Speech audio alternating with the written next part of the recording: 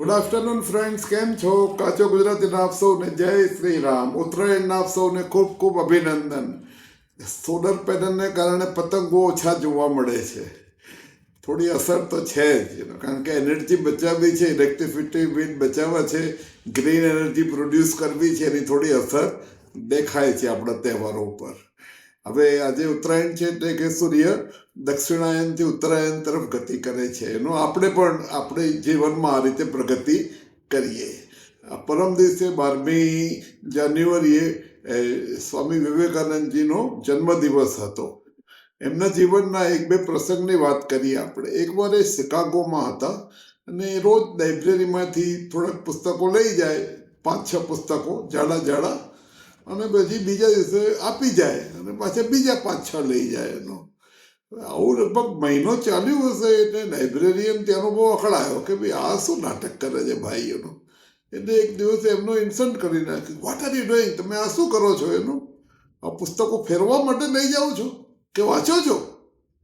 એ સ્વામી વિવેકાનંદજી તો ક્યારેય ગુસ્સે થતા જ નહોતા. એમણે બહુ હમ્બલી જવાબ આપ્યો કે ના, હું વાંચું છું. એમ કે તો કે મને કેવી રીતે ખબર પડે? તો કે પૂછ, કોઈ પણ પુસ્તકનું કંઈ બી પૂછ, કયા પેજ નંબર પર શું છે મને પૂછ તું એનું.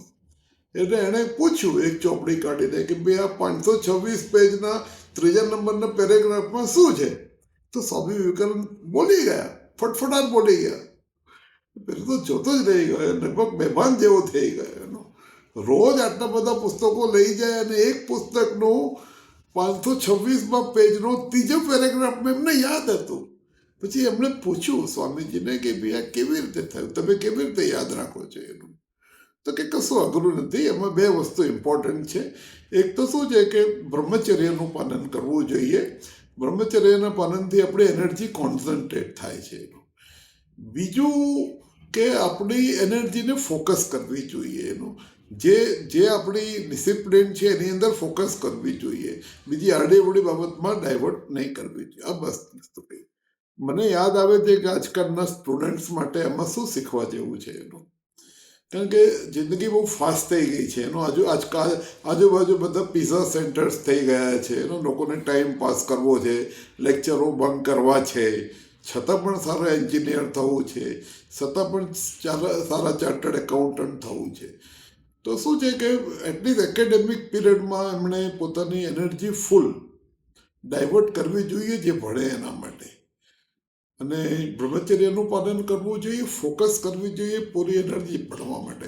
અને આજુબાજુ સાઈડની એક્ટિવિટીમાં એનર્જીને ડાયવર્ટ, જેટલી એનર્જી ડાયવર્ટ થશે એટલું ફોકસ ઓછું થશે, એટલું ઓછું યાદ રહેશે. એટલે તમને તકલીફ થશે લાઈફની અંદર, એકેડેમિક્સમાં ને પછી લાઈફની અંદર.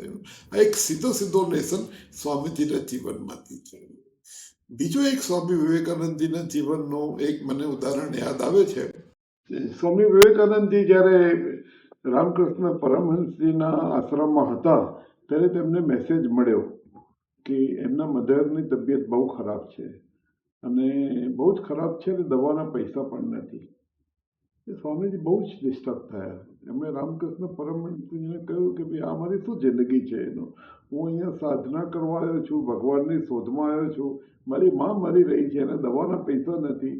જો હું અહીંયા ના આવ્યો તો હું નોકરી કરતો હોત, મારી પાસે પૈસા હોત, હું પ્રોપર હોસ્પિટલમાં એમની ટ્રીટમેન્ટ કરાવી શક્યો હોત. તો પછી આ બધું કેમ? આ તો બધું નકામું છે. બહુ ડિસ્ટર્બ થઈ ગયા. અને રામકૃષ્ણજી ધીરેથી જવાબ આપ્યો કે તું કાળી માતાના મંદિરમાં જઈને એમની પાસે માંગી દે તો એ તને તારી માને ઠીક કરી દેશે અથવા દવા પહોંચાડી દેશે. જે તું માંગીશ તો કઈ થઈ જશે એમ કે. તો સ્વામીજી કે ઓકે. સ્વામી વિવેકાનંદજી અંદર ગયા. 15-20 મિનિટ પછી પાછા આવ્યા તો રામકૃષ્ણએ પૂછ્યું કે રામ પરમહંસ સાહેબે કે શું થયું? પૂછ, તમે માંગ્યું મા પાસે? તો કે ના, નથી માંગ્યું. તો કે ફરીથી જાઓ. તો કલાક પછી ફરીથી ગયા, અડધો કલાક રહ્યા કે મા પાસે કઈ માંગ્યું? તો કે ના, નથી માંગ્યું. એમ કે ફરીથી જાઓ, માગો. એમ કે તમને આટલું ફ્રસ્ટ્રેશન થાય છે તો માગો. પછી કલાક પછી ગયા ને ત્યાં 4 કલાક રહ્યા કાળી માતાજીના મંદિરમાં. 4 કલાક પછી જ્યારે આવ્યા ત્યારે જ્યારે એમને પૂછવામાં આવ્યું કે તમે તમારા માતાજીને હેલ્થ માટે કંઈ માંગ્યું? તો કે ના. ત્યારે રામકૃષ્ણ પરમહંસે જવાબ આપ્યો કે જો તમે માંગ્યું હોત ને તો તમારો આશ્રમમાં આજે છેલ્લો દિવસ હોત. એટલે ભગવાન પાસે શું માંગવું, શું ન માંગવું, એ બહુ ઇમ્પોર્ટન્ટ બાબત છે. આપણે પ્રાર્થના બધા દર સવારે કરતા જોઈએ છીએ, પૂજા કરતા હોઈએ છીએ. ભગવાન સાથેનો શું ડાયલોગ થાય છે બહુ મહત્વનો છે એનો. ભગવાન સાથે માંગવાથી આપણું એકદમ ડાયલ્યુશન થઈ જાય છે, આપણું સ્પિરિચ્યુઅલ લેવલ ડાઉન થાય છે. એટલે ભગવાન પાસે માંગવાની વાત ન કરવાની એવો આ સંદેશ છે. એવું નથી કે આપણે માનતા નથી, આપણે વધારે માનતા હોઈએ, થોડું ઓછું માંગીએ, પણ એ દિશામાં થોડો આપણે પ્રયત્ન કરીએ એનો. સ્વામી વિવેકાનંદજીના આ જીવનના બે ઉદાહરણ એનું મને ખૂબ ઇમ્પ્રેસ કરી ગયા. એકવાર એ ચાલતા ચાલતા જતા હતા અમેરિકામાં, તો સાધુનો ડ્રેસ જ પહેરતા હતા નેચરલી. તો એક ભાઈએ પૂછ્યું કે ભાઈ તમારી કન્ટ્રીમાં એમ કે જેન્ટલમેન જેવા ડ્રેસ પહેરવાની સિસ્ટમ નથી, શર્ટ પેન્ટ કોટ ટાઈ એ બધું? તો કે ભાઈ અમારી કન્ટ્રીમાં કેરેક્ટર લોકોને જેન્ટલમેન બનાવે છે, તમારી કન્ટ્રીમાં દર્દી તમને જેન્ટલમેન બનાવે છે. એક નાની વસ્તુમાં એમણે ખૂબ મોટી વાત કરી. આપણી પાસે બાહ્ય સાધનો ના હોય તો ચાલી જાય એવું એમનું ઇન્ડિકેશન છે. આંતરિક સાધનો હોવા ખૂબ જરૂરી છે. Internal enrichment is very very important એટલે સ્વામી વિવેકાનંદજી 1863માં જન્મેલા, લગભગ 150 વર્ષ થયા અને આપણે એમને યાદ કરતા રહીએ. વિદ્યાર્થીઓ પાસેથી એમના પ્રેરણા લેવા માટે એટલું બધું છે, એટલી બધી પુસ્તકો છે અને એમણે એકવાર કહ્યું કે ભાઈ કોઈ 20 વર્ષનો છોકરો એમ કે જો માઇક આજ્ઞાની જેમ એમ કે કંઈ કરતો ન હોય અને ભગવાનનું આખો દિવસ ભજન કરતો હોય તો હું એને કહીશ કે ભાઈ તું ફૂટબોલ જઈને રમ, એમ કે આ છોડી દે એમ કે. એમનું કહેવાનું મતલબ એ છે કે તમારી એનર્જીને મેનિફેસ્ટ કરો બધી બાજુમાં અને પછી ભગવાનની પૂજા કરો. ખાલી બેસી રહેવાનું નથી એમ કે. તો બધો સમાજ પડ્યો છે, દેશનું ઉત્થાન કરવાની છે, સમાજની સેવા કરવાની છે અને પછી પોતાનું પણ ઉત્થાન કરવાનું છે.